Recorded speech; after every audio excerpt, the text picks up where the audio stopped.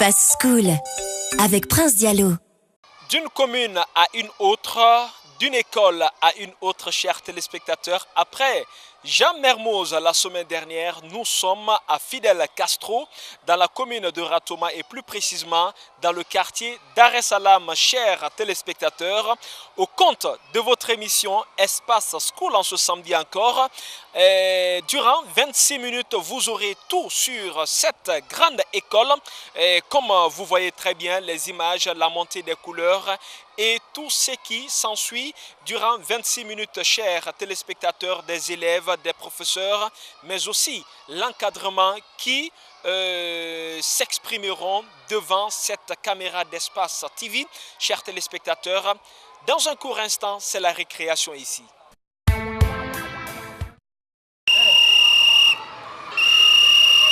C'est ce coup de soufflet, comme vous le voyez, chers téléspectateurs, de ce vigile qui annonce la récréation à Fidel Castro, ici, chers téléspectateurs. Et pendant cette récréation, rapidement, on va s'intéresser à ces quelques élèves qui vont nous donner leurs avis sur comment ils suivent les cours à l'école ici, comment ils préparent les différents examens dans différentes salles de classe. Bonsoir mon cher ami. Bonsoir monsieur. Et vous vous appelez comment? Je suis Diallo Tcherno Ibrahima Diao, de la terminale sociale Fidel Castro. Terminale sciences sociales. Pourquoi sciences sociales? Parce que j'ai un rêve que je me dis que je dois atteindre. Alors je me dis que les sciences sociales sont beaucoup mieux pour moi. De la 12e en terminale, vous avez occupé quel rang? J'ai occupé le 3e et le 4e rang lors des deux dernières compositions. D'accord, avec quelle moyenne? Avec 14 et 13 de moyenne. 14 et 13 de moyenne. Votre première fois d'être en classe de terminale, l'état d'âme, les examens, c'est pour bientôt? Oui, c'est pour bientôt. Vous savez, on a assez peur, mais ça va, on se prépare bien. On attend l'examen de pied ferme. Peur de quoi? On a peut-être peur, peut-être pas trop. D'échec? Des évaluations? Oui, de tout, oui, de tout. De la pression en fait. D'accord. Les professeurs viennent régulièrement à l'école ici? Oui, ça va, ils viennent. On est là chaque jour. Aucun professeur ne chôme? Non, pas vraiment. Vous savez, il y a toujours des exceptions, mais ça va dans l'essentiel. Et Ibrahim, comment vous préparez personnellement le baccalauréat? Bon, le bac, comme tous les candidats, je me prépare bien, j'apprends mes leçons, je fais mes exercices tranquillement à la maison avec mes professeurs. On est bien entouré à l'école, donc ça va, on se prépare tranquillement. Et le dernier cours en histoire a été quoi? Le dernier cours a été sur les crises des années 30. Les crises des années 30, on verra tout de suite si vous allez décrocher le baccalauréat unique. C'est pour bientôt, en tout cas c'est prévu pour le mois d'août précisément. Alors, on va faire un rappel bref sur les crises des années 30 là, devant cette caméra d'Espace TV. Bon, la crise des années 30, ce sont les causes qui ont amené la Seconde Guerre mondiale, en bref. Soyez plus long. Ce sont comme, si je peux me le permettre, ce sont les petits problèmes qui ont amené à la Seconde Guerre mondiale, au déclenchement de la Seconde Guerre. Il n'y a pas de souci, si vous êtes professeur d'histoire, chers téléspectateurs parmi vous, vous pouvez très bien attribuer une note à mon cher ami Ibrahim. Hein? Oui, Ibrahim, oui. Voilà, je te souhaite toutes les chances du monde. Ok, merci beaucoup. Ici, Q de x est égal à x moins 3 facteur de 2x plus 5 plus x au carré moins 9. Nous allons commencer par développer x moins 3 facteur de 2x plus 5. Pour développer, on doit supprimer ces facteurs. On enlève ces facteurs pour que ça soit développé. Après avoir fini de développer les facteurs, on retrouve les termes en x carré. Chers téléspectateurs, nous sommes toujours dans votre émission Espace School et aujourd'hui nous sommes accueillis par l'établissement Fidel Castro situé dans la commune de Ratouma et précisément dans le quartier Dar es Salaam et dans cette classe nous vivons à l'instant T cet exposé ou ce traité d'exercice par un groupe d'élèves dirigé par monsieur Yamoussa Sissé. Yamoussa Sissé que vous avez vu prester il y a un instant sur vos écrans, à l'instant même dans cette émission Espace School, chers téléspectateurs.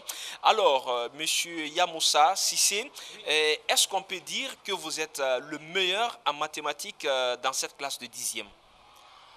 Je n'ai pas trop à dire. On ne peut pas dire que je suis le meilleur dans cette classe en mathématiques parce qu'il y a beaucoup d'élèves comme moi qui se débrouillent bien, qui travaillent même beaucoup. C'est pour cela qu'on révise ensemble. On a beaucoup d'élèves qui ont le niveau en commun ici. Il y a Mamadou Ba, il y a tel que Assad Dalanda, il y a Binta Baldé. Ils travaillent très bien en mathématiques. Donc on ne peut pas dire que je suis le meilleur élève ici en mathématiques. D'accord. C'est les mathématiques seulement qui vous intéressent plus? Non, il n'y a pas que la mathématique qui nous intéresse. Il y a la physique, le français, toutes les matières. On se base sur toutes les matières. Parce que chaque soir, nous avons des récitals encore sur les matières littérales telles que SIM, histoire, géographie quand même. On fait ça le samedi. Chaque jour, on a des récitals quand même à faire. Maintenant, le soir, on a les révisions sur les matières telles que la mathématique, la physique et la chimie. D'accord. Vous n'êtes pas loin du lycée. Vous êtes déjà séduit par quelle option? Vous aurez là-bas les sciences mathématiques, sociales et expérimentales. Depuis la 7e année, j'étais séduit par la science sociale. Mais quand je suis arrivé ici, il y a eu un changement d'avis. J'ai pensé autrement, j'ai dit que je vais faire la science mathématique parce que mon maître, quand il travaille, il trouve des réponses qui m'étonnent. C'est-à-dire M. Bangoura? Oui, M. Bangoura. Des fois même, il trouve des réponses dont je me demande comment il a trouvé. Et maintenant, comme je vois que... C'est de la magie pour vous? Non, ce n'est pas de la magie pour moi parce que je sais qu'il a étudié pour trouver ça. Maintenant, moi aussi, je sais que quand j'étudie pour trouver ça, je vais arriver au même niveau que lui ou bien même le dépasser. On nous a dit qu'il y a des professeurs qui chôment ici, qui ne viennent pas. Non, il n'y a pas de professeurs qui sont ici. Il y a des profs, et puis il y a beaucoup de profs qui sont bien ici. Ils enseignent bien, on comprend bien les explications quand même. C'est les élèves qui se succèdent devant cette caméra d'Espace TV, chers téléspectateurs. Dans cette émission Espace School que vous suivez tous les samedis soirs sur Espace TV, nous sommes cette fois-ci avec mademoiselle Oumou Koultoum Ba. Oumou Koultoum Ba, qui fait quelle classe ici? La terminale sciences sociales. Pourquoi sciences sociales? C'est parce que depuis le collège, moi j'ai aimé les sciences sociales. En plus, mon rêve le plus, quand je rentre à l'université, je veux faire le journalisme. Donc c'est pour cela que j'ai choisi les sciences sociales. Le verbe devoir au passé composé? Le verbe devoir, le verbe devoir au passé composé. Au passé composé. Je devais. J'ai oublié le passé composé. D'accord. L'année prochaine, c'est l'université, c'est ça? Ouais, si Dieu le veut bien. D'accord. Et qu'est-ce que vous comptez faire à l'université? Vraiment, si Dieu le veut bien, quand j'avoir mon bac, je veux faire le journalisme. C'est ça que je veux cocher. Parce que c'est ça mon rêve le plus cher. Depuis à bas âge, j'ai souhaité ça.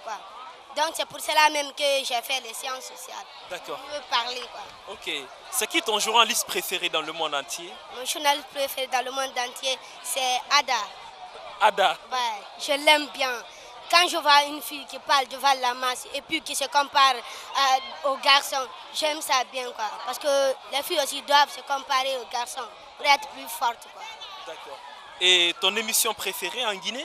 L'émission préférée, c'est Ma Libre Antenne. Ma Libre Antenne. Alors, d'accord. Mademoiselle, vous faites les sciences sociales. Koultoum Ba, c'est ça? Vous faites les sciences sociales. Le dernier cours en économie était quoi? C'était en économie. Dernier cours, c'était La... Et Allah. Et... Dernier cours en économie. C'était sur la... C'est parti? Ouais, c'est parti. Et qu'est-ce que vous avez fait aujourd'hui? Aujourd'hui, nous avons fait le français Et le professeur, il a parlé de quoi? sur la mondialisation. Et c'est quoi la mondialisation? Qu'est-ce que vous avez retenu de ce cours? Parce que vous venez de sortir de la classe, n'est-ce pas? Ouais, la mondialisation, j'ai retenu beaucoup de choses là-bas. On a dit d'abord la mondialisation se définit comme c'est réunir, rassembler, beaucoup de trucs, quoi. Donc la mondialisation, c'est un phénomène qui réunit le monde, quoi, qui réunit les cultures pour ne pas que la disparition des cultures soit faite, quoi. Merci Koultoum et bonne chance. Merci beaucoup. La récréation qui se poursuit, chers téléspectateurs. Nous sommes avec cet autre élève. C'est qui? Je me nomme Aliou Diaobari, je suis élève de terminale sciences sociales ici à Fidel Castro. Terminale sciences sociales. Le baccalauréat, c'est pour bientôt, mon cher ami? Oui, c'est pour bientôt, on se prépare et on lit beaucoup les leçons. On se contente pas mal aussi de la manière dont les profs nous expliquent les leçons. Et je demande aussi à toutes les personnes qui font le bac de réviser à la maison, de faire des recherches, de fournir les efforts parce que le bac, ça s'apprend. J'ai appris qu'il y a des professeurs qui chôment à l'école ici. Mais non, je n'ai pas vu. Moi, je n'ai pas vu. Je ne l'ai pas entendu. D'accord. Qu'est-ce que tu fais de tes week-ends? Bon, les dimanches, lorsque je pars me recréer un peu, bon, en quelques minutes, lorsque je reviens, je biche encore. Parce que lorsqu'on fait le bac, il ne faut pas jouer tellement. Il faut seulement se consacrer un peu pour jouer. On doit prendre beaucoup de temps pour réviser afin de réussir. Parce que le bac s'obtient dans le courage. Et les anciens, c'est-à-dire ceux qui sont passés par là déjà, cette classe de terminale, qu'est-ce qu'ils t'ont conseillé? Ouais, le seul conseil, c'est de prendre sérieux. Dans une classe d'examen, il faut prendre sérieux. Il faut réellement réviser. Il ne faut pas seulement s'asseoir à la maison et dire que bon, le bac, lorsque je reviens, peut-être Dieu me donnera la chance. Donc, il ne faut pas mettre ça dans ta tête. Il faut réellement réviser pour obtenir. Alors, l'humanité, les hommes, n'est-ce pas, ont eu l'idée de connaître ou de découvrir certaines contrées. Je vous donne un exemple palpable. Et je dirais que je suis avec les amis, on ne sent pas que je suis à ma première année. Vous savez, le corps professoral, même si tu es nouveau ou ancien, ce n'est pas ce qui est important. En fait, c'est la qualité qui compte, quoi. Et que depuis que je suis là, que ce soit le directeur, le proviseur, tous les membres de la direction et tous les collègues enseignants, n'est-ce pas, c'est comme si on était ensemble depuis des années. Certes, le niveau n'est pas le même dans toutes les écoles, mais comme vous savez, c'est dans un cadre général, quoi, en Guinée. C'est pas facile, il faut travailler dur. Toi, enseignant, c'est toi qui dois être d'abord motivé pour amener les élèves à une certaine motivation. Vous comprenez, quand on sait que aujourd'hui, là, il y a eu assez de retard. Donc les élèves sont venus moralement prêts, quoi, préparés. On sait que c'est une année d'exception. Alors il n'y a pas à retourner derrière ou croiser les bras. On suit le rythme, n'est-ce pas, des autres écoles. En fait, la baisse du niveau des élèves guinéens, excusez-moi, je vais situer d'abord la responsabilité.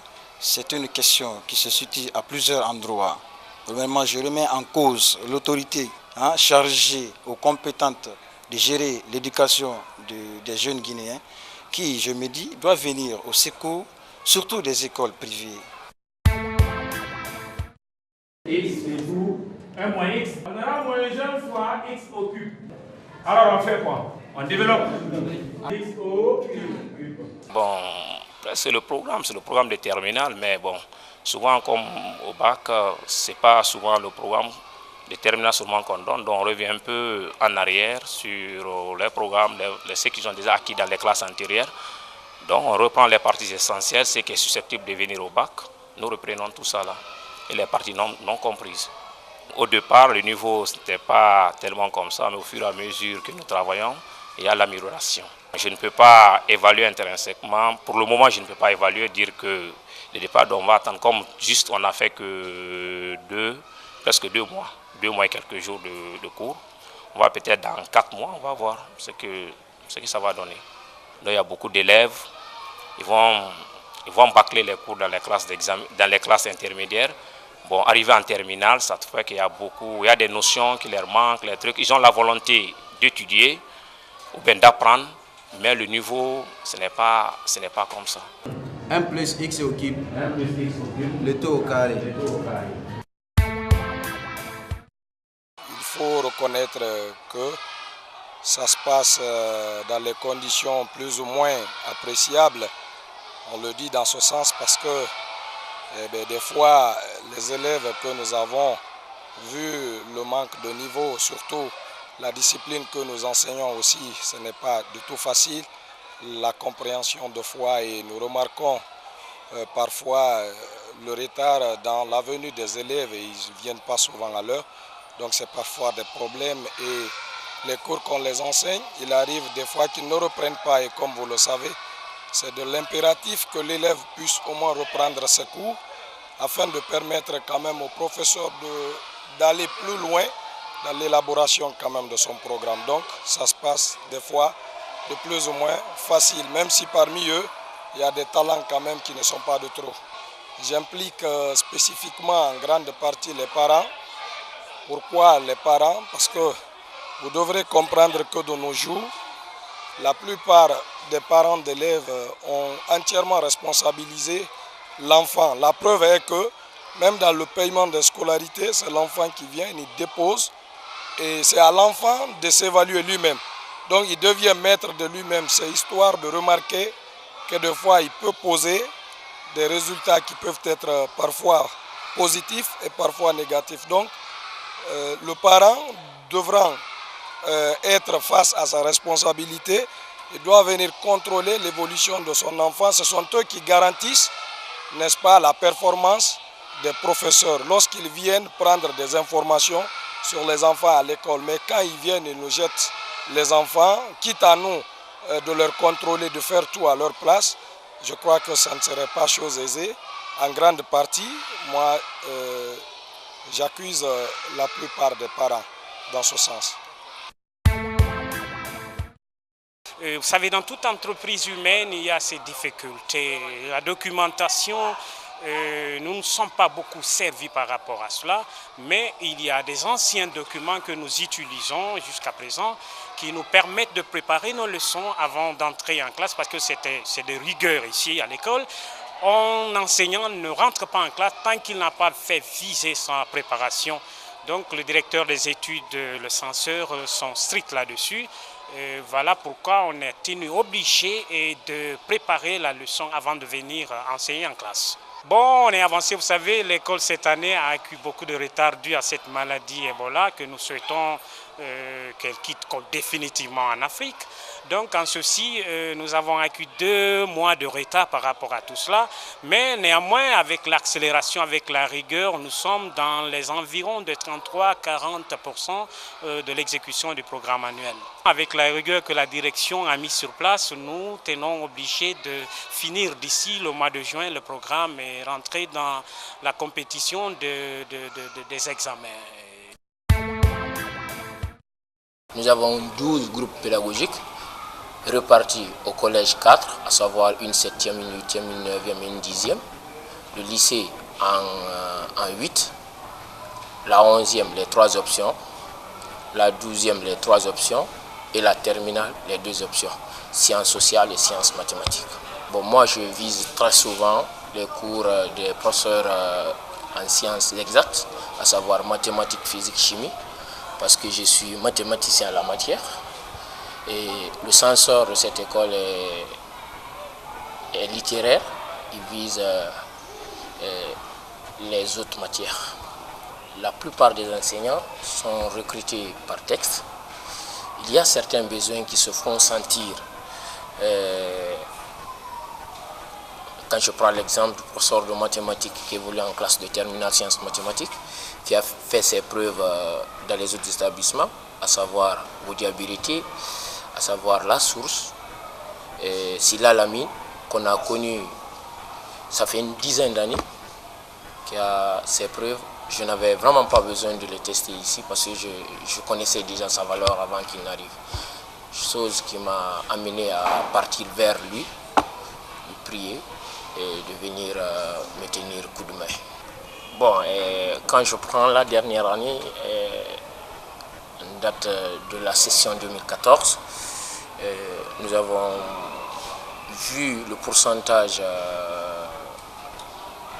général des examens, à savoir l'entrée en 7e, on a réussi à faire 100%. Nous n'avons présenté que 49 candidats à l'entrée en 7e. On a réussi à avoir un résultat de 100%, tous les enfants étaient admis.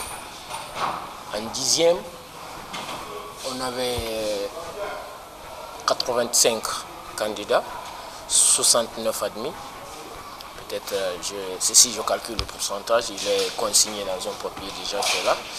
Au bac en sciences mathématiques, 100%. C'est en sciences sociales où on avait 65 l'an dernier candidats, où 32 ont réussi à avoir le bac.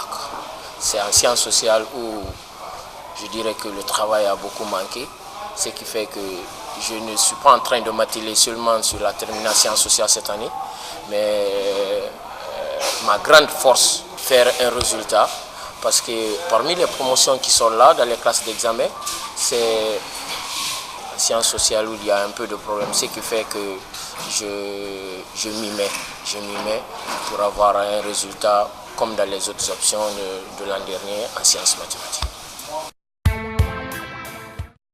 Nous les rencontrons des fois, mais vous savez que ce n'est pas facile. Nous sommes dans un quartier qui est bondé d'analphabètes. Surtout nos parents d'élèves sont la plupart des commerçants. Ils n'ont pas souvent le temps. Et des fois on les appelle, ils ne viennent pas. Mais on les appelle au téléphone, on communique avec eux. Ce n'est pas toujours facile. Pour les voir, il faut des fois agir. Il faut renvoyer les élèves pour que certains parents viennent se présentent.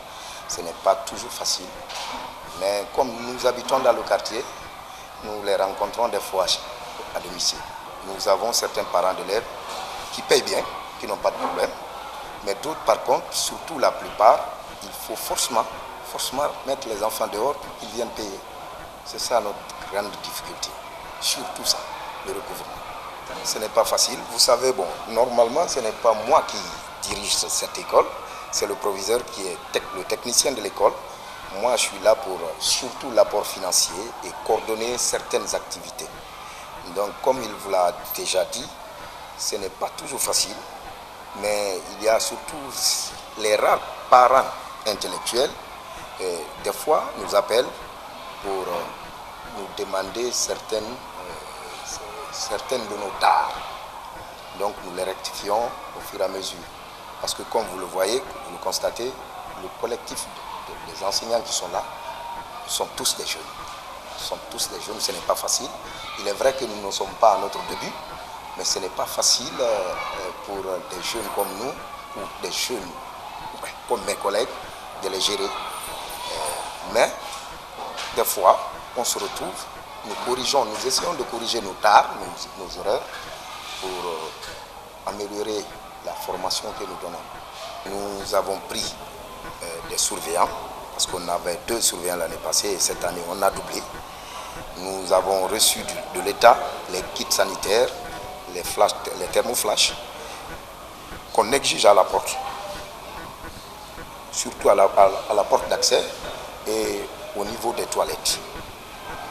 Nous avons encore un kit devant le bureau pour les parents qui viennent payer la mensualité.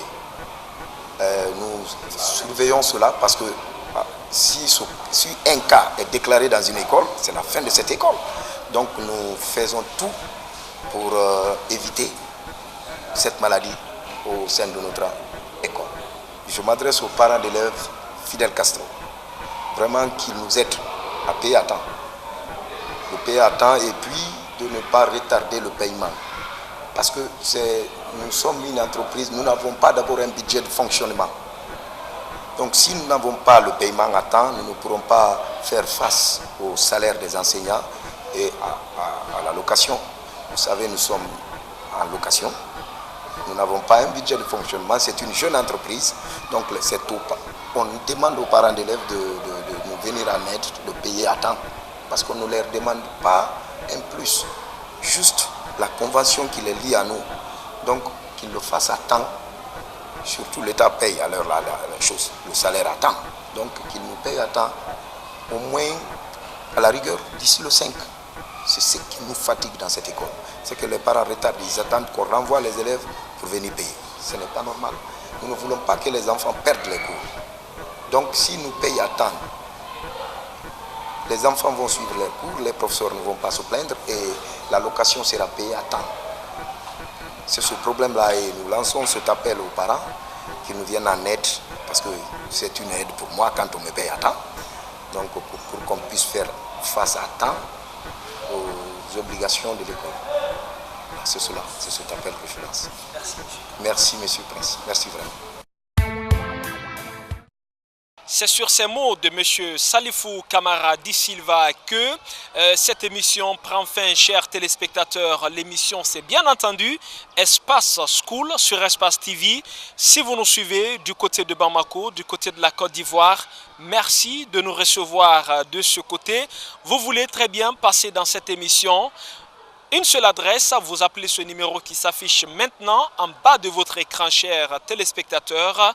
On était bien reçus par le complexe scolaire Fidel Castro, situé dans la commune de Ratoma, plus précisément dans le quartier Dar es Salaam. Ici, vous avez suivi les interventions des uns et des autres, des élèves, mais aussi des professeurs en situation de classe qui se battent à tout prix pour achever les programmes enseignés avant date, chers téléspectateurs, mais aussi les deux grands patrons de cette école, M.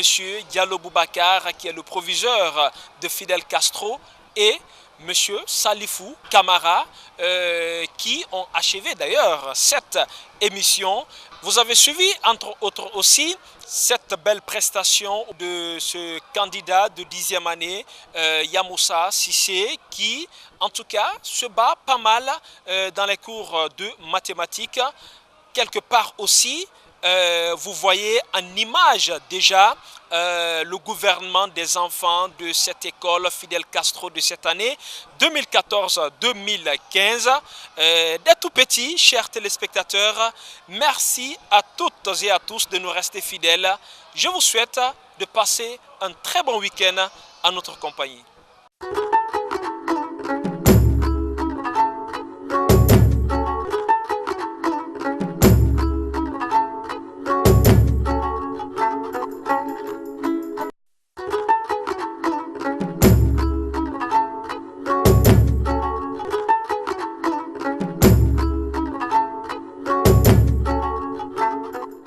Espace School avec Prince Diallo.